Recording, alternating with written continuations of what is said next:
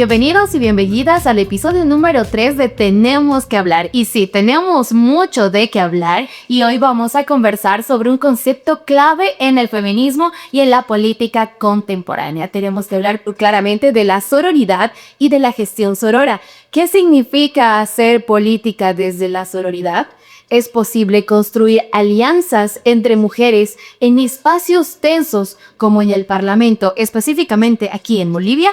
Para esto tenemos a dos invitadas especiales que nos están acompañando y obviamente tienen amplia experiencia en el activismo y comunicación feminista. Vamos a dar la bienvenida a María de Rosario Ricali Santi, abogada feminista, activista por los derechos humanos, constituyente por Tarija, ocupó cargos ejecutivos en la administración pública y fue directora de ECAM y CECIPCAT, ONGs de Tarija. Actualmente es técnica en la coordinadora de la mujer. Bienvenida, María. Muchísimas gracias, Marisol, y muchísimas gracias por la oportunidad de llegar a la gente a través de esta entrevista. También te podemos decir Rosario, o ¿cómo te gusta que te Me dicen Charito. Charito, entonces vamos a referirnos Muchas gracias. como Charito. Le pedimos a otra invitada que es Janelle Hualpa. Ella es integrante de la Ciberwarmes. Bienvenida, Janelle. Muchas gracias, Marisol, un gusto estar acá. Perfecto, ¿cómo te gusta que te diga? Yani. Ah, ya, perfecto. Entonces vamos a estar con Charito. Pero para hacer más, ya entrando en el tema, el concepto de sororidad, ¿no? Muchos de repente no lo entienden, otros de repente sí, pero expliquémoslos de forma sencilla, ¿no? Por favor, Rosaldo, Charito, ¿cómo podríamos explicar qué es sororidad? Tal vez con una palabra decir que la sororidad es la hermandad que generamos y construimos entre mujeres, que compartimos objetivos, ¿no? Y que buscamos apoyarnos, construirnos con el fin de lograr esos objetivos y generar complicidades. Así podríamos entender la sororidad. Perfecto, complicidades, muy importante eso. Janelle, ¿cómo entendemos sororidad? ¿Sí? Tengo todo mi apunte. ¿Sabe, Che? La sororidad es un pacto entre mujeres y creo que también tiene que ver con una decisión personal de las mujeres, ¿no? Para acompañarnos, para tener una agenda en común y para saber que ese trabajo que hacemos conjuntamente, como decía Charita, esa complicidad entre todas, es para un bien común. Y no solo de las mujeres, sino en realidad de una sociedad. Exactamente, y bien común entre mujeres, qué importante. Pero también nos comenta que teníamos un sondeo y lo hemos realizado con todo el equipo para ver qué opina la población de qué es sororidad. Vamos, adelante.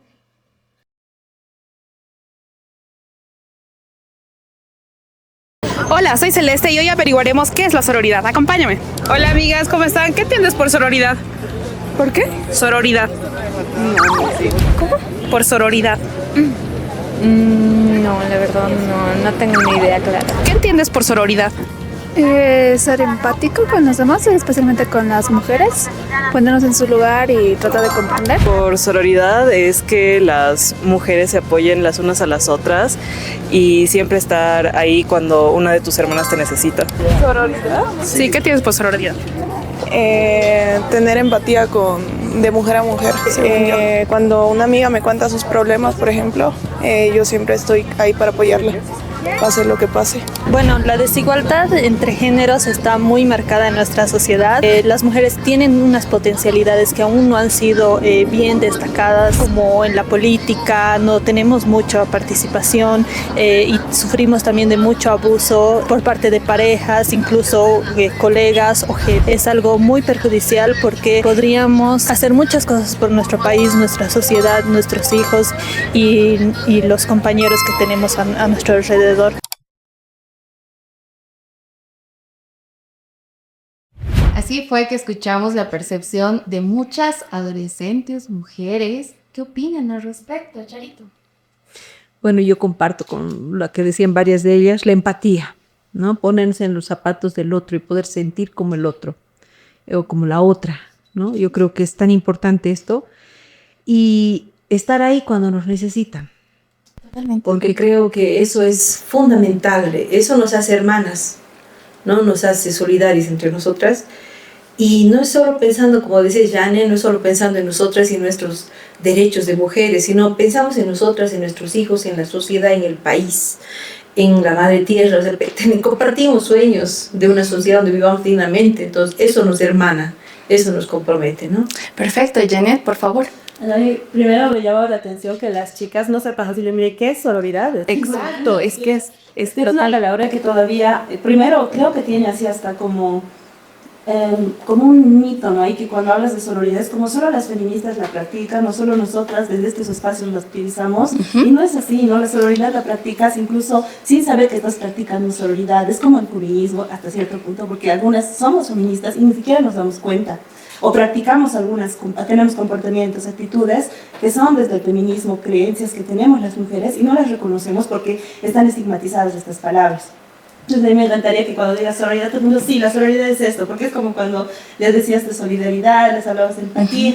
Estoy de acuerdo con lo que decían las compañeras, no es tratar de entender, pero también es lo que decía al último, la compañera, porque todas las mujeres estamos en una desigualdad de derechos, ¿no? Entonces, el reconocer que vivimos en un sistema patriarcal que hace que tengamos diferencias por el cuerpo que tenemos y saber que esas diferencias nos unen a todas para luchar por algo en conjunto, por este bien, por esta libertad, por estos espacios que ahora tenemos las mujeres, es también ser sorora, ¿no? Y reconocer con esos espacios, como decía, para mí es reconocer una decisión de trabajar en algo conjuntamente con otras a través de una alianza de mujeres, un pacto entre mujeres, de ver este bien para todas.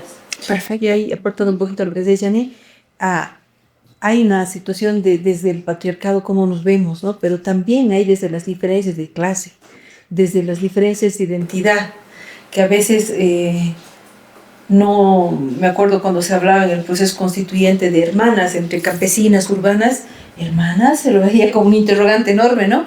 Y sí, podemos sentirnos hermanas, porque más allá de nuestra identidad, indígenas, campesinas, clase media, clase alta, tenemos objetivos de país, objetivos de vida que nos comprometen, ¿no?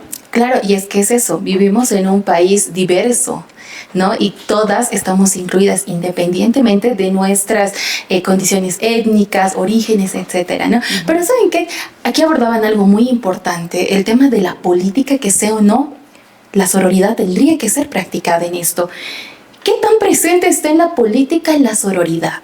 Charito. Yo creo que está muy presente, aunque no visibilizada. ¿Por qué? ¿Y por qué digo eso? ¿Qué es la política? Es la lucha por lo que nos necesitamos para vivir, ¿no? Y si nosotros vemos cuántas mujeres, hermanas, todo el tiempo buscan organizarse y hacer cosas juntas. Las unas por un emprendimiento, las otras por luchar contra la violencia, las otras por el medio ambiente, las otras por los derechos sexuales y reproductivos.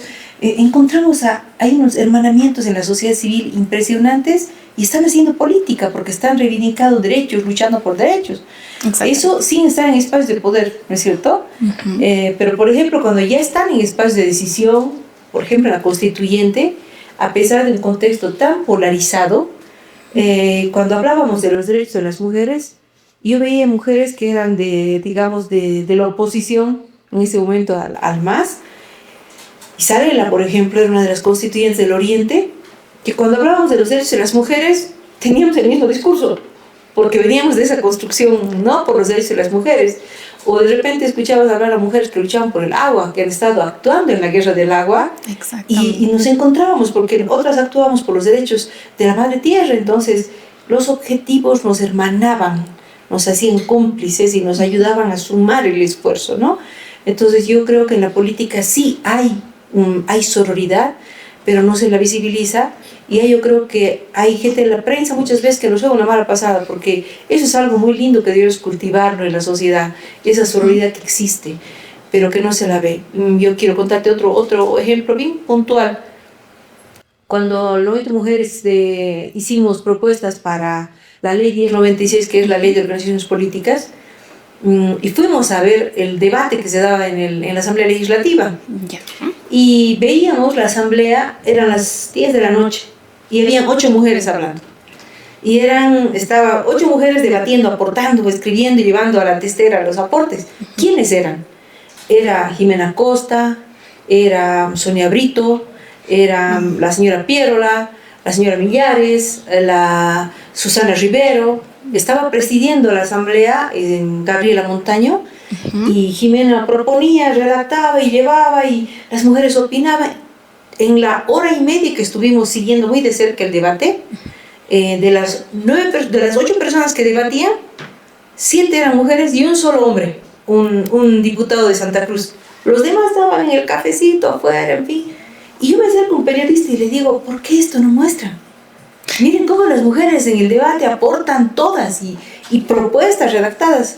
Y él decía algo que dije, tal vez es la mirada de muchos periodistas. Eso no es noticia. Y a veces noticia es las agresiones, las intolerancias. Eso no es noticia. Exactamente, y de eso vamos a hablar más adelante, pero antes, por favor, Janet, quisiera saber también tu percepción acerca de qué tan presente está en la política la sororidad. No pienso lo mismo que dicen los Charito, perdón. ¿Sabes? Es que es diferente, ¿no? Hablar de política y entenderlo como una parte, solo ver la asamblea, digamos, la asamblea legislativa, pues los espacios que cuando escuchas político te mueven ahí, pero la política está en todos los espacios, en realidad, en todo lo que hacemos, en cada cosa que realizamos, en cada lucha que tenemos, estamos haciendo acción política y está presente en los movimientos, como te decía Rosario, los movimientos sobre todo de las juventudes, desde el activismo, estamos presentes y moviéndonos desde la sororidad, tratando de construir otras formas de hacer las cosas también, porque estos pactos desde la sororidad te explican que no hay jerarquías, hay igualdades, que todas las voces construyen también en esos espacios, entonces creo que sí.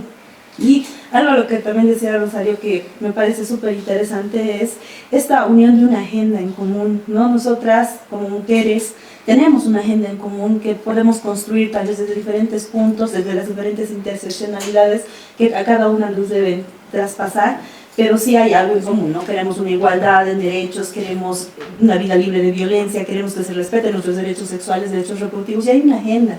Entonces ahí sí las mujeres nos unimos, y más aún las mujeres que tienen un espacio de representación en la Asamblea Legislativa, entonces se pueden lograr estos cambios que ahora nos mencionaba Rosario, ¿no? Como dicen, la unión hace la fuerza independientemente del partido político, ¿no?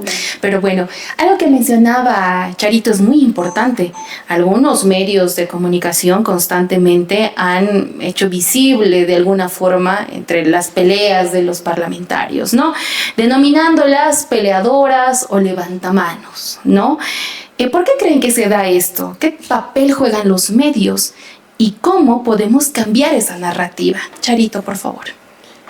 Yo creo que estamos en un desafío como sociedad boliviana de despatriarcalizarnos, ¿no? De empezar a destruir estos patrones que nos hacen, que le han hecho creer a la sociedad que las mujeres, por ejemplo, no estamos aptas para desempeñarnos en el ámbito público ni en el de las decisiones. Esa despatriarcalización, hay sectores a los que cuesta que llegue y que se lo entienda así, se lo aborde de esa manera, aunque sean tan estratégicos como son los medios de comunicación para ese objetivo. Y yo creo que eso responde también a aquello, ¿no? Posiblemente querer mantener el status quo del poder más privilegiado para aquellos y descalificar lo que podría ser, lo que es el aporte de las mujeres en la participación política. Que los que hayan situaciones críticas en los entes legislativos y que hayan habido situaciones de agresiones, yo creo que lamentablemente sí se da, ¿no? Es así. Pero si pusiéramos en la balanza cuánto aporte han hecho las mujeres en los últimos años en el avance para reducir brechas de desigualdad, no solo de género, sino de clase, de etnia, con el afán de hacer una Bolivia más inclusiva, ¿por qué Bolivia es un referente en el mundo, por ejemplo, para que se cumpla la paridad? La paridad no nos la regaló nadie, la paridad la pelean las mujeres en la normativa, ¿no? Y somos un país con paridad, ¿no? Y si vemos la Carta de Derechos que tiene Bolivia en la Constitución, tenemos una Carta de Derechos exquisita para los derechos de las mujeres, reducir brechas de desigualdad para niños, adolescentes, jóvenes, población discapacitada, diversidad sexuales, una visión incluyente. Eso es el aporte de las mujeres, desde hacer políticas de la sociedad civil como actoras propositivas y de generar alianzas con tomadores de decisión que han logrado tener y darle a Bolivia una Carta de Derechos de ese nivel. Entonces, yo creo que si tuviésemos la capacidad en la comunicación de mostrar esa actoría política, tendríamos que sentirnos comprometidos a promover la participación política plena, sustantiva, porque las mujeres podemos dar ese aporte a la política y cambiarle el rostro a esta política que la cuestionamos, ¿no? Exacto, y aparte sería hacer visibilizar la otra cara de la Asamblea Legislativa, ¿no? Porque sea o no, vemos que se van aprobando leyes, etcétera, etcétera, pero también a la par hay algo profundo ahí, ¿no? El tema de diversidades, de derechos y en fin. Janet, por favor. Y voy igual por la línea que nos decía Carito. Creo que tiene que ver con un deconstruir y un cuestionar, ¿no? Los medios de comunicación, cómo nos están viendo a las mujeres, qué es lo que muestran de las mujeres. Y en este espacio también tiene que ver con cómo se muestra el liderazgo de las mujeres. La mayoría quiere mostrar a las mujeres peleando, las mujeres discutiendo, hasta durmiendo en estos espacios para visibilizar ese tipo de líneas. Pero cuando, por ejemplo, hay espacios en los que hablan hombres o hay peleas entre hombres, no se visibiliza de esa forma. Otra cosa también tiene que ver con los constructos de qué consume nuestro pueblo, qué consume Bolivia, qué llama la atención, y ahí entra pues todo este morbo de querer ver peleas en vez de querer hablar de derechos humanos, de querer ver los logros de las mujeres en estos espacios. No, como te decía Rosario, es súper importante ver que las mujeres se han unido en cierto tiempo, en el tiempo por ejemplo de la Asamblea Constituyente. Si no hubiera habido la lucha de las mujeres, no hubiéramos tenido la Constitución que hoy tenemos. Ha tenido que ser una lucha de mujeres de todos los espacios, de diferentes partidos, mujeres que han entrado por primera vez a la política y que han podido acceder también por primera vez a la política, porque ha habido las condiciones para que podamos estar, porque esa es otra cosa importante, ¿no? Las mujeres, lastimosamente, necesitamos que haya condiciones para que podamos ejercer nuestros derechos, porque si no, si nosotras vamos directamente a hablar de estos temas, vamos a recibir acoso y violencia política de frente. Sí, y ni siquiera la gente va a reaccionar. ¿Qué hacen los medios de comunicación cuando hay una situación de violencia contra las mujeres políticas? Por ejemplo, en vez de visibilizar el lado del atacante, han visto lo que ha pasado con la alcaldesa, han visto lo que ha hecho la presidenta o la diputada, y se muestra ese lado. Y nos visibilizan a las mujeres como cuerpos, nos visibilizan a las mujeres como personas que están ahí siendo mandadas, que ni siquiera tenemos voz y voto. No es real, no somos desde otro lado de la lucha de las mujeres, que tal vez, como dice, no llama tanto la atención, pero que sí es una crítica a los medios de comunicación, desde dónde nos están enfocando y hacia dónde también están llevando el pensamiento, porque al final ellas tienen pues la opinión pública, nos presentan a la gente y llegan a miles de personas, y las personas van a ver eso de nosotros. Y ahí se van construyendo estos estereotipos de las mujeres, por ejemplo, políticas en este caso. Exacto, y es que vamos a eso, ¿no? De repente, en algunos momentos se podía denominar a algunos medios, no vamos a generalizar a todos, porque de repente hay alguno que hace la diferencia, pero que sea o no, es el morbo, ¿no? Como dicen, el morbo vende, ¿no? Entonces, de repente es algo que hay que cambiar, y de repente actualmente formar a periodistas ya con esto, ¿no? Que es el género, ¿no? Que es importante que, si bien también se visibiliza lo malo, pero ¿dónde está también lo bueno, no? De repente es un llamado para todos los medios de comunicación, periodistas, jefes de prensa, que también son parte de todo esto, ¿no? Pero vamos también con ejemplos de gestiones anteriores en cuanto a sororidad. Nos has mencionado algunos, Charito, por ejemplo, pero de repente hay algunos más donde hayan practicado la sororidad entre parlamentarias. Sí, yo recuerdo que en una oportunidad invitamos a Jimena Costa y a Gabriela Montaño a uno de los eventos que hicimos, y ellas contaban que ideológicamente podrían discrepar porque son de tendencias políticas muy diferentes, ¿no? Y podríamos discrepar y podríamos tener fuertes debates. Pero cuando se trataba de reducir brechas de género y partir de que existen problemas sociales de salud pública en el país que no se priorizan y no se atienden, como la violencia, el feminicidio, el aborto, la violencia sexual, los embarazos adolescentes, en fin, o los efectos del cambio climático en la vida de las mujeres. ¿Qué es lo que decía Jimena Costa? Decía, nosotros con Gabriela solo nos teníamos que mirar y sabíamos cuál era el acuerdo. Teníamos que trabajar por reducir brechas para Bolivia. Y ellas contaban que solo tenían que mirarse y se conectaban y sabían por dónde, cuál era la línea, ¿no? Más allá de la posición de sus partidos. Exactamente. ¿No? Porque estábamos hablando de derechos reconocidos en la Constitución. Ese es un ejemplo que yo lo destaco y lo socializo donde voy, especialmente con mujeres asambleístas de diferentes niveles, del nivel subnacional, por ejemplo, porque a veces por la militancia partidaria se ven como enemigas. Cuando no es así, podemos solo mirarnos y decir empáticamente el país necesita esta posición. Es que hay luchas en común, ¿no? Sí, hay luchas mujeres hay que luchas sentimos desde nuestra posición, ¿no? Sí, y por ejemplo, otro ejemplo que quisiera compartir, nos contaba Gabriela que había una época en la que la Asamblea Legislativa Plurinacional tenía puro mujeres jefes de bancada. Norma Piérola era de su partido, Jimena era de su partido, estaba del MAS, no me acuerdo si era Sonia Brito, me parece. El asunto es que eran puro mujeres, millares también. El asunto es que ellas eran jefas de bancada y dice que para ir a una reunión de la Asamblea, ellas ponían en consideración el temario y se reunían entre jefes de bancada, concertaban, iban a la sesión y corría la agenda. Entonces, la agenda legislativa plurinacional tenía un lindo desarrollo con mujeres jefes de bancada que podían dialogar, preparar responsablemente la sesión. Entonces, yo creo que esa es una actitud sorora, no solo sorora entre mujeres y altamente política y responsable, muy responsable con el país, porque yo creo que más allá del compromiso que tengan con reducir brechas de género, son autoridades de un país y han tenido la capacidad de dialogar siendo con posiciones políticas diferentes, concertando agenda y demostrando que es posible ese diálogo, ¿no?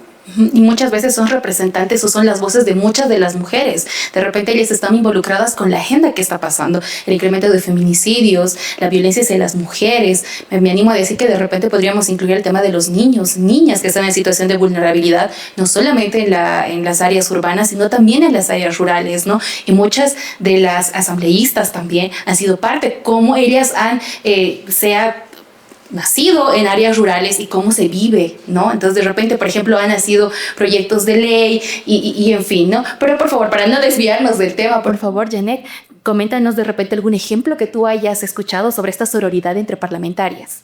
Bueno, igual, casi lo mismo que decía el Chelito, creo que estábamos en el mismo evento. Yo lo asociaba, igual te hablo antes de conocer incluso estos temas, cuando salió la ley 348, ¿no? Esta unión de las mujeres, y no solo de las mujeres diputadas, senadoras, sino también de las mujeres desde afuera, desde las organizaciones de mujeres. Las activistas también, ¿no? Que a veces ocupan estos espacios, son mujeres que han pertenecido a organizaciones sociales, a organizaciones de mujeres. Entonces yo sí me acuerdo que han ido a bloquear, han ido a protestar, han ido a pedir que se apruebe esta ley para que nos vean también, para que se reconozca. Y claro, han tenido que pasar otras cosas, pero en esos espacios las mujeres se han unido. Pienso que se han unido tanto para aprobar esto de la Asamblea Constituyente primero, para lograr esta nueva constitución que sea mucho más inclusiva, para aprobar estas leyes que nos llegaban a las mujeres directamente, como la ley 348, la ley 243, no me equivoco, la de de acoso y violencia política, después la ley para la trata y tráfico de niñas, niños, la ley anticorrupción. O sea, han estado mujeres que en ese momento han asumido otro tipo de posiciones también, ¿no? Y creo que tiene que ver con la conciencia personal, desde como tú eres una mujer política hasta lo de tu partido, pero viendo este bien de la sociedad, este espacio del derecho de las mujeres como parte de... Perfecto. Y hablando esto sobre el tema de los partidos políticos, de repente alguna recomendación, algo que se les quiera decir a estas mujeres que de repente dicen, no, es que no es de mi partido, porque existe todavía, ¿no? ¿Es posible aplicar la sororidad entre mujeres de distintos partidos políticos? Claro que sí es posible. Yo pensaba mientras hablaba, Janet, decía, teníamos experiencias tan lindas, ¿no? De mujeres, por ejemplo, asambleístas subnacionales. Cuando estábamos construyendo el proceso para que se conforme la Asociación de Asambleístas Departamentales de Bolivia, la MADBOL, que es algo así como ACOBOL, pero ante el nivel departamental, cuando estábamos en ese proceso de construcción, era tal el grado de polarización política en el país que basta que sean de un bando o del otro, no se querían ver, ni querían subir al mismo taxi. Cuando llegaban al lugar del evento, ni el mismo taxi querían compartir, ¿no? Ajá. Sin embargo, ha sido tan lindo ver cómo ese proceso ha ido cambiando. Claro, si nosotros nos ponemos a pensar en los 200 años que tiene nuestra Bolivia, ¿no es cierto? Nosotros estamos recién por la 4ª elección paritaria. Es decir, las mujeres estamos siendo en igualdad de condiciones a participar y ser tomadas en cuenta en los espacios de decisión la cuarta vez en la historia, en igualdad, ¿no? Y en ese contexto no tenemos gran desempeño pues en ese espacio, así que estamos aprendiendo y deconstruyendo prácticas. Cuando hacíamos la Masbol, me acuerdo, no querían ni compartir movilidad, decía, pero después, cuando empezó la gestión, no querían compartir ni movilidad. En los encuentros costaba que se vean, que están haciendo nacer una Masbol, pero cuando terminaba su gestión, estoy recordando a dos, a Lourdes Vaca de Tarija y a la profesora, no me acuerdo el nombre ahorita, pero ella era del MAS, la profesora Amanda Calizaya. No se podían ver, ¿no? Bien difícil que coordine. Sin embargo, en los 5 años que han sido asambleístas, han pactado y han logrado la ley 020, la ley departamental de Tarija. ¿Y qué dice la ley 020? Que con esa ley el gobierno departamental tiene que construir casas de la producción en cada uno de los 11 municipios de Tarija para que las mujeres organizadas puedan tener un centro donde produzcan, transformen, puedan generar ingresos. Y hasta ahorita en Tarija tenemos en Entre Ríos una casa ya. Faltan los 10 municipios más. Pero esa ley se ha logrado porque hubo una Lourdes Vaca de la oposición y una Amanda Calizaya del oficialismo que han liderado junto con otras mujeres como una asambleísta que ha empujado la construcción e implementación de la ley, han roto esas barreras y han creado una actitud sorora, ¿no? Totalmente. Cómplice para lograr esos resultados. Por favor, Janet. Yo estaba pensando, ¿qué se le podría decir a los partidos desde los partidos? Yo creo que lo que dice Charito, ¿no? Es el entender que no tiene que ver con tu color político, sino con una posición de vida. No es una posición de este momento o para un momento, sino es algo que puede cambiar la vida, no solo tuya, sino de otras personas también. Y cuando ellas asumen ese rol y esa responsabilidad, porque también hay que reconocer que muchas lideresas en esos años y en esos espacios entraban sin tener ni siquiera conocimiento de lo que iban a tener que hacer. Y eso es algo que hay que reconocer a la coordinadora de la mujer, el trabajo que se ha hecho con las lideresas, ¿no? Con las mujeres dirigentes, con las mujeres asambleístas incluso, porque se les ha dado estos espacios para que ellas primero puedan conocerse entre ellas como candidatas, puedan conocerse ellas como ya electas y sepan cuáles son sus atribuciones, incluso porque entras a un espacio que es tan patriarcal a pelear un espacio. Nos decían incluso, me acuerdo de la Gabriela, hemos dicho en algún momento, que no había ni baños para mujeres cuando ellas ingresaron, porque se supone que no había mujeres parlamentarias. Entonces ha tenido que pedir que hay baños para mujeres y se ha tenido que trabajar desde esas luchas de las mujeres y irnos uniendo para ver cosas tan básicas como tener un baño hasta tener una ley de derechos, ¿no? Exactamente. Entonces son cosas que nos mueven a todas, a todos, y en esa línea no debería contar el partido político, y sí se puede hacer sororas. Se puede hacer sororas porque es una decisión personal con cualquier otra persona. Eso no significa incluso que te agrade la persona, porque no estás viendo solo la persona, estás viendo la lucha que tiene y el movimiento que tienes ahí, una agenda de las mujeres, una lucha de las mujeres. Exactamente, pero también hablemos de estos desafíos. ¿Qué desafíos se enfrentan las mujeres parlamentarias cuando intentan trabajar de forma sorora? Charito. Claro, con seguridad, esta sociedad patriarcal tutela a las mujeres, ¿no? Y si te sales del tutelaje, te disciplinan. Y la disciplina es acoso, es violencia, ¿no es cierto? Tenemos la ley 243, porque una mujer concejala que reivindicaba sus derechos la han matado. Exactamente. O sea, ha sido el precio que ha pagado por participar en política, ¿no? Entonces, este sistema patriarcal tiene ese costo alto, pero estamos en proceso de transformación.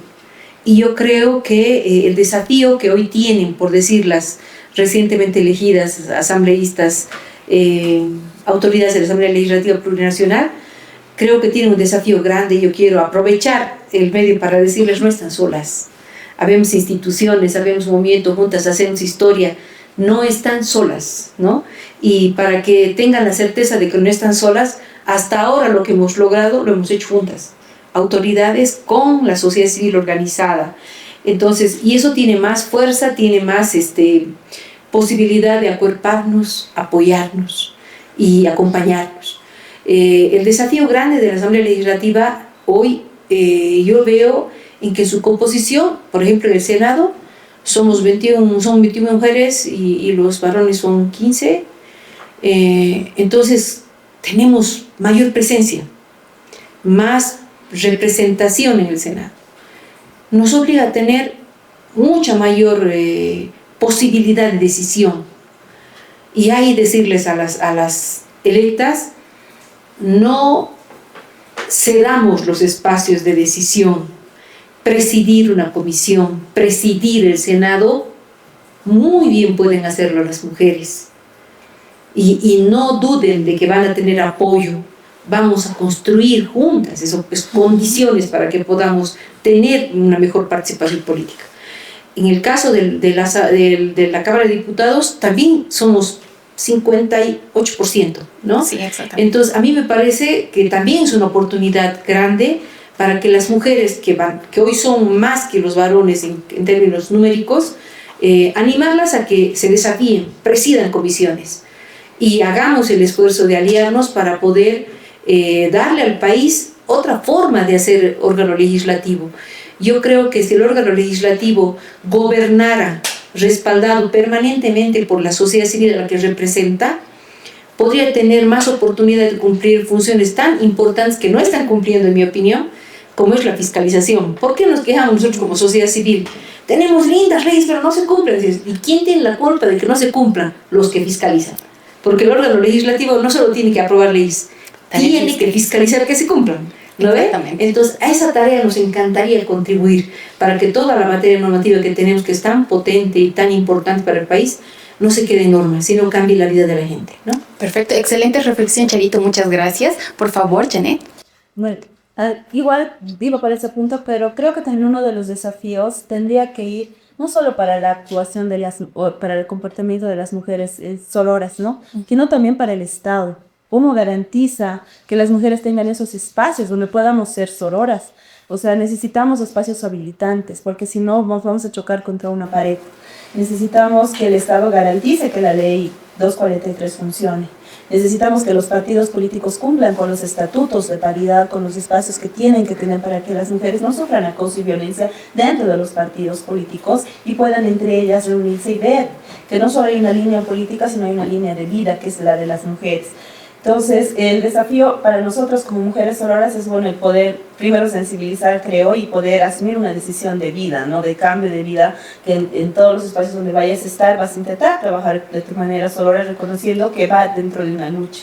Y bueno, para el Estado garantizar, exigir al Estado la garantía de nuestros derechos y que se puedan generar en el Parlamento, en las diputaciones y en todos los espacios de elección, incluso que las mujeres podamos estar en esos espacios en igualdad de oportunidades, libres de violencia, que nuestra voz se pueda escuchar y sea respetada también, ¿no? Y también ahí va este desafío a los partidos políticos para que ellas vean, ¿no? Y cumplan con los estatutos, cumplan con las normas, cumplan con la paridad que tiene que haber dentro de cada uno de los partidos políticos.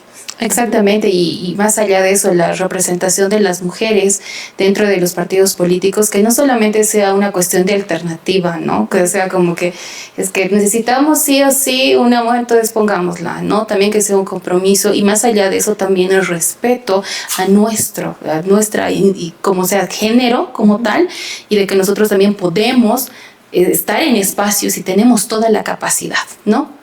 Bueno, pero no vamos a desviarnos un poco del tema, pero porque estamos hablando así de este tema de sororidad. Pero el hecho de ser mujer, diputado, senadora, ¿ya les convierte en sororas o de repente se construye? ¿Qué opinas, Janet?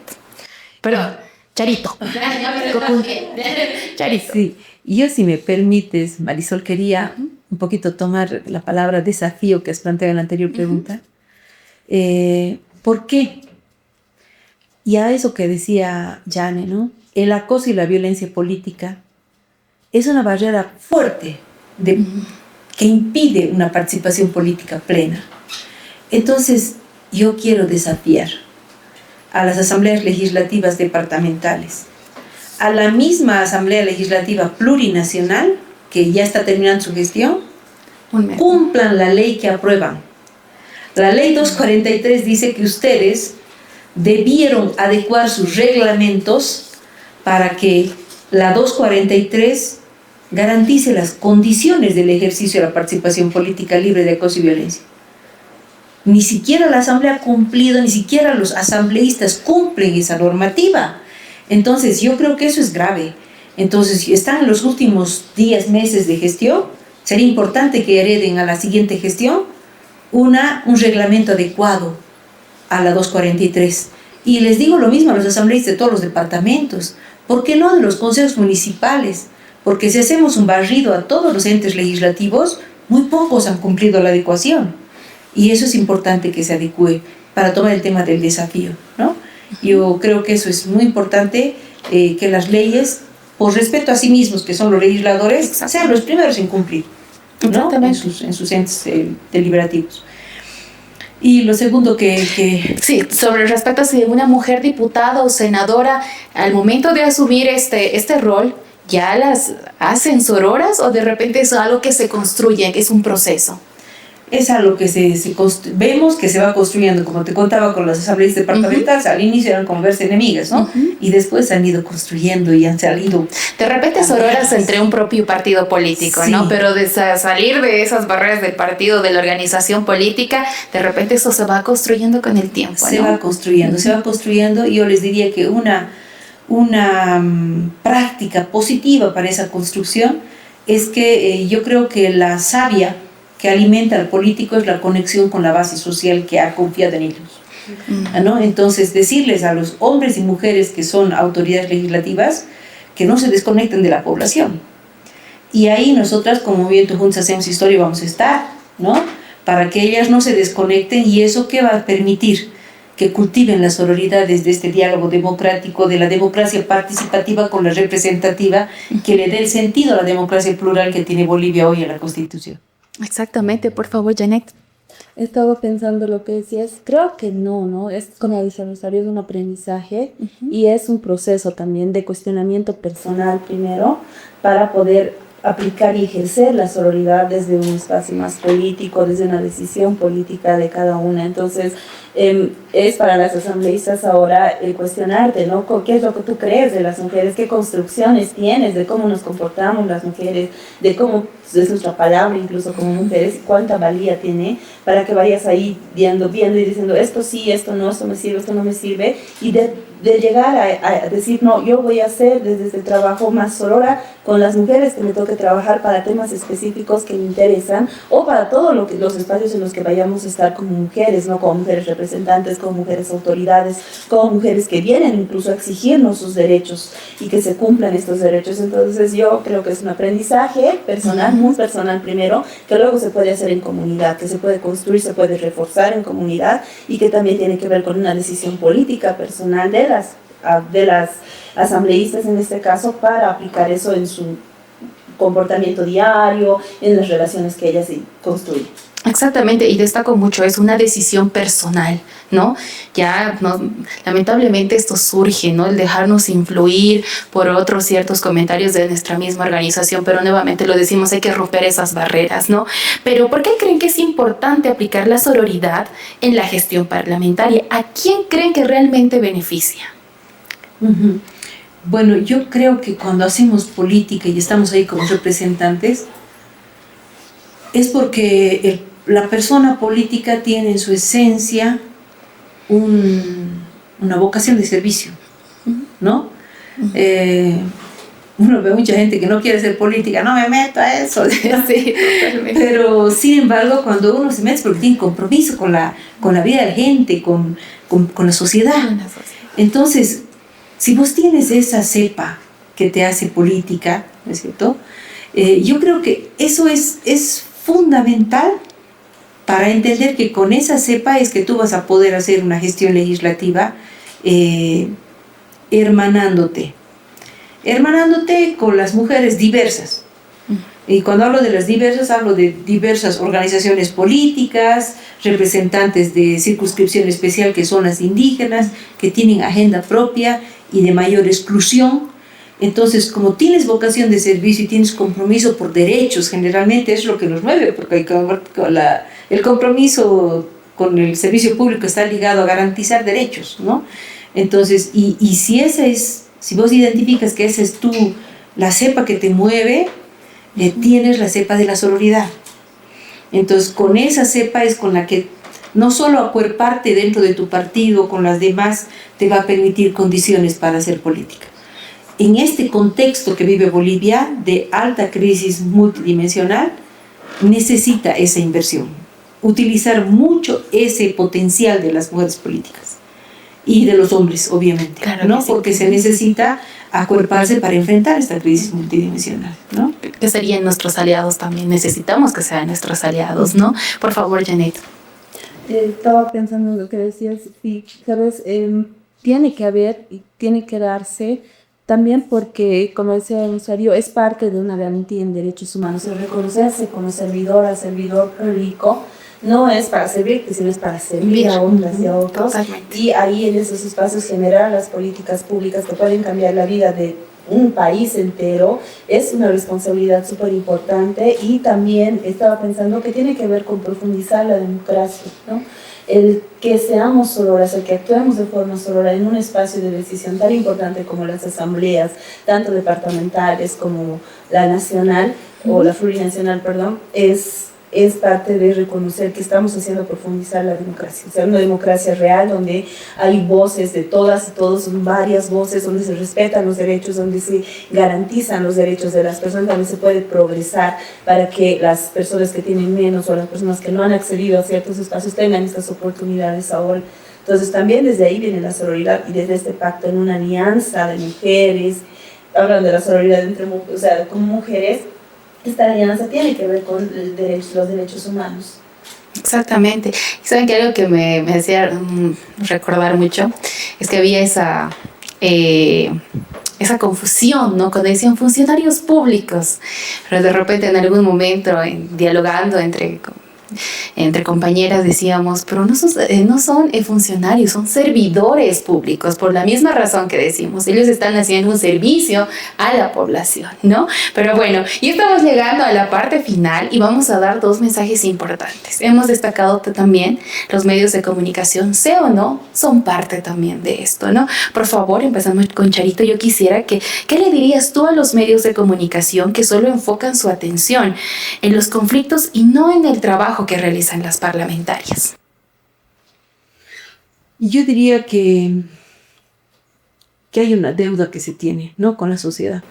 Hicieron un estudio de cobertura mediática al debate constituyente y se decía, del debate constituyente solo se ha cubierto el 13%. Entonces decíamos, si esa es una deuda, ¿ve? Y si esa práctica, ahora que han pasado cuántos años, no cambia, no estamos ayudando a la sociedad, al país, a entendernos, a comunicarnos, porque no estamos mostrando los debates reales que se pudieran estar dando en la asamblea. Solo estamos hablando del sensacionalismo, la violencia, aquellas cosas y yo creo que eso no es justo con el país. Tampoco es ético con nuestro pueblo. El pueblo tiene que saber el debate que se está dando. Y yo ahí creo que los medios de comunicación podrían ser actores claves de contribuir a transformar la realidad de la sociedad boliviana si logramos cubrir esos debates, si democratizamos el acceso a los medios, a quienes están debatiendo y aportando los cambios de la sociedad, porque esta situación que vive Bolivia de crisis multidimensional, si nosotros vemos que, por dar un ejemplo, hace rato hablábamos de la disciplina partidaria, hace que muchos hombres y mujeres se cuadren al partido y renuncien a poder ejercer una participación política desde el enfoque de servidor público, como decía Janet, ¿no ve? O de servidora pública, leal con la población que ha votado por mí, ¿no es cierto? Entonces, yo creo que ese es el desafío. Cuestionamos mucho a la clase política de no ser éticas, pero tenemos que promover una actitud ética, ¿no? De responder a la población con aquello. Y de la misma manera me parece, si eso no lo hacemos, contribuimos a generar condiciones adversas de violencia y de vulneración de derechos, porque creo que las mujeres, esa participación política libre de acoso, de violencia, no la pueden ejercer en muchos espacios de representación, porque no tienen a los medios que están filmando eso y denunciando, sino solo están filmando cuando son objeto de mostrarles problemáticas, de mostrarles conflictivas, pero no están mostrando la vulneración que se hace a sus derechos. Yo creo que ellos podrían jugar un rol importante como vigilantes de las condiciones de igualdad que mujeres y hombres debemos tener en esos espacios, ¿no? Exactamente, Jenny, por favor. No, les voy a decir, ¿verdad? Bueno, a los medios de comunicación, a las personas que están en esos espacios, descolonícense, despatriarcalicen. ¿Saben? El mostrar los cuerpos de las mujeres, el mostrarnos en ciertos espacios. Yo veo a veces las ponen a las compañeras de pollera solo para una sección, ni siquiera para dar todo el noticiero, o a las 6 de la mañana, en mis épocas cuando estudiaba, era ese, ¿no? Como en Aymara y ciertas cosas, y no visibilizan toda la realidad y toda la plurinacionalidad que hay en Bolivia. Entonces, medios de comunicación tienen gran responsabilidad, primero en la opinión pública de toda la sociedad, porque noticia que vende, noticia que llega a todas las personas. Yo, por ejemplo, tengo así, cuando hay una noticia, veo 3 canales, porque sé que este va a decir una cosa, este va a decir otra cosa, este va a decir otra cosa. Entonces, si yo estoy acostumbrada a solo ver un canal, no voy a decir cuál, pero es rojo. Voy a decir como que, voy a dar así como que en todo lado, qué lindo, 12 horas cubriendo a una persona, ¿no? Veo qué horror. ¿Quién paga eso? ¿De dónde sale ese dinero? Entonces yo pienso medios de comunicación que tienen gran responsabilidad y gran cuestionamiento también para el trabajo que tienen que hacer. Su ética debería estar en presentar información clara y oportuna, en validar información. Incluso ha habido noticias que han salido que no eran válidas, que eran desinformación, y no se han molestado en buscar y en decir esto es desinformación. Entonces realmente ahí es un llamado de atención a los jefes de prensa, a los dueños de los medios de comunicación, que sabemos también que tienen ciertos intereses, pero en ese espacio, medios de comunicación, cuestionen, informen claramente y presenten todas las visiones, como decía Rosario, mostrar no solo una posición, sino todas las posiciones que hay en el espacio, los debates que hay, y que no solo una información es importante poner en una pelea, sino cuando realmente se está debatiendo derechos humanos. ¿Quién ha hablado? No he visto en los noticieros que hayan hablado de la ley que han aprobado hace una semana para las niñas y los niños. Exactamente. No he visto en Facebook, en algún espacio, pero no he escuchado en los noticieros. Ahora también yo soy crítica y yo no veo los noticieros porque no creo en los noticieros, no ahora mismo te digo sinceramente, pero hay esa posición y creo que hay ese espacio también en las juventudes. He visto ahora que la mayoría de los jóvenes se informan por los podcasts, se informan por TikTok, entonces ahí los medios están tratando de entrar también, pero si no tenemos una información clara y válida que sea confiable para la sociedad, no van a poder llegar a cumplir con las personas. Entonces esa es mi crítica importante a los medios y decirles que no nos metemos el dedo a la boca, o sea, nos ubicamos, sabemos lo que están haciendo y también los estamos controlando. Entonces ustedes dense cuenta de lo que van a ganar y van a perder, ¿no? Hay muchas cosas que reclamarles a los medios de comunicación, pero esto no nos vamos a dejar ya. Y informen claramente, den las opiniones de todas y todos, y recuerden la ética periodística, ¿no? Hasta en la UPA nos enseñan, hay una materia que se llama. Sí, exactamente.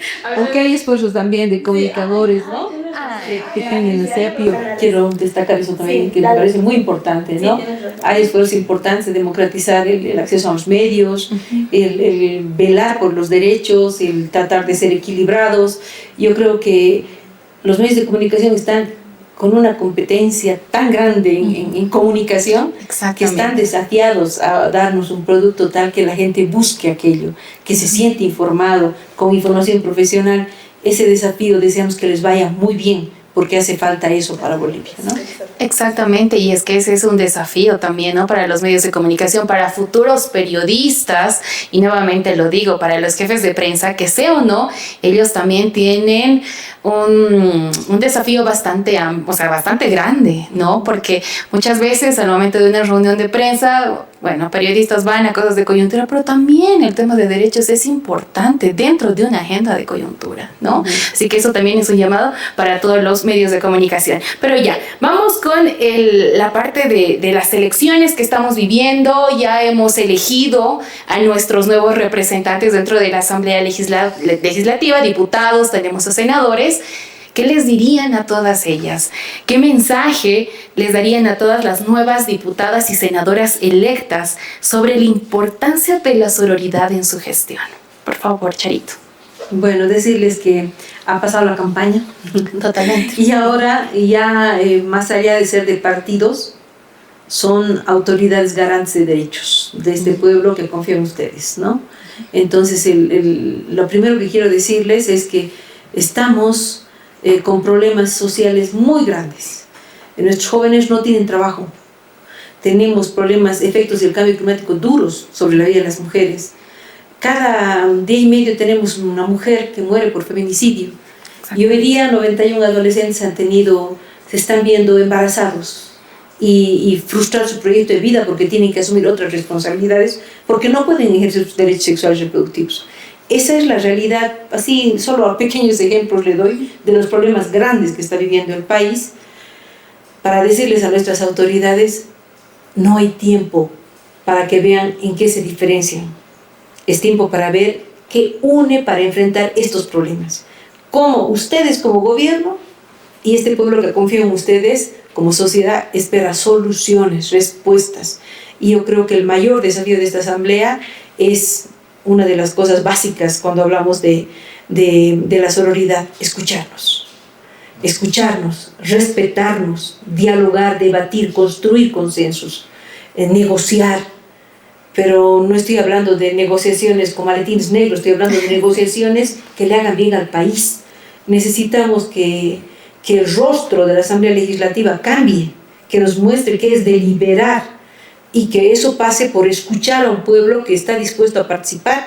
No otra cosa es lo que he hecho en el movimiento Juntos Hacemos Historia, he llegado con propuestas, esto hay que hacer, ¿no es cierto? Yo creo que hay una sociedad civil boliviana dispuesta a llegar con propuestas. Escuchen porque ustedes solo son representantes del pueblo. A veces nos ponemos una etiqueta, soy diputado, senador, nos vamos a la estratosfera, pero solo son representantes del pueblo. Y mejores representantes mientras más escuchan. Entonces yo eso les diría porque creo que eso es lo que necesita el país. Perfecto, Janet, por favor. Exactamente, ¿no? Que no vamos a dar un paso atrás, que confiamos en las buenas decisiones que puedan tener ellas y puedan ahí pensar en esto, ¿no? No hay retrocesos, no se puede retroceder en los derechos humanos, ya hay avances que ha tenido Bolivia en la normativa que se tienen que traducir ya en prácticas reales, en reglamentos y en políticas que realmente cumplan los derechos y garanticen los derechos de las bolivianas y los bolivianos. En ese marco también decirles que no están solas, compañeras. Estamos para acompañarlas, ¿no? Desde la Cyber Awareness, igual en el apoyo todo lo que tenga que ver con violencia digital, podemos acompañar estos procesos y yo creo que no hay un espacio donde se pueda decir que ellas no van a poder tener un acompañamiento de otras personas también, o de otras expertos, si bien sabemos que ustedes están llegando a un espacio que tal vez es desconocido para muchas, que tal vez incluso da miedo, sepan que hay personas que les van a respaldar y que si tienen dudas pregunten, ábranse y abran el espacio. Lo que nos decían mucho de las compañeras de las organizaciones sociales es las impulsamos, llegan arriba y se olvidan. Y eso es un error muy grave porque somos representantes del pueblo y cuando te alejas del pueblo y no lo vives, lo decía Pepe Mujica si no me equivoco, si yo vivo en una casa de lujo y no veo la pobreza de mis compañeras, no voy a saber las necesidades de mi pueblo. Entonces, si yo me alejo de la gente que me ha llevado al espacio donde yo ahora estoy como autoridad o como representante, en realidad son representantes nacionales, no son representantes, yo me alejo de esa representación, entonces, ¿qué voy a representar? ¿A quiénes represento o a quiénes veo? Entonces, también es un desafío para ellas. Y como repito, no están solas, recuerden de dónde vienen y hacia dónde también nos vamos a ir como país, ¿no? Eso. Perfecto. No, realmente vos has tenido una conversación bastante amplia y bastante fortalecedora para todos nosotros y también para todas las personas que nos están viendo y nos están escuchando en este momento. Agradecer realmente la presencia. Ha sido un podcast bastante enriquecedor de información, de mensajes. Creo que estamos, de repente han quedado algunas dudas, pero aún seguimos construyendo todo este proceso. Muchas gracias, Charito, por estar acá. Muchas gracias a ti, muchas gracias a la gente que nos ve y decirles a las mujeres que han sido electas, no están solas, ¿no? Estamos aquí para trabajar con ustedes y porque el país nos necesita juntos, nos necesita soros, ¿no? Exactamente, Janet, muchas gracias. Gracias, Marisol, bueno, gracias a todos, gracias al público, Charito, para el debate y bueno, ha sido un gusto compartir con ustedes y siempre con ni un paso atrás en nuestros derechos. Ni un paso atrás. Exactamente, nos vamos con una idea clara. La sororidad en la política no es una utopía, es una necesidad que implica compromiso, diálogo, la voluntad de trabajar unidas e incluso desde las diferencias. Esto ha sido Tenemos que hablar, el episodio número 3. Nos vemos en un siguiente episodio. Hasta la próxima.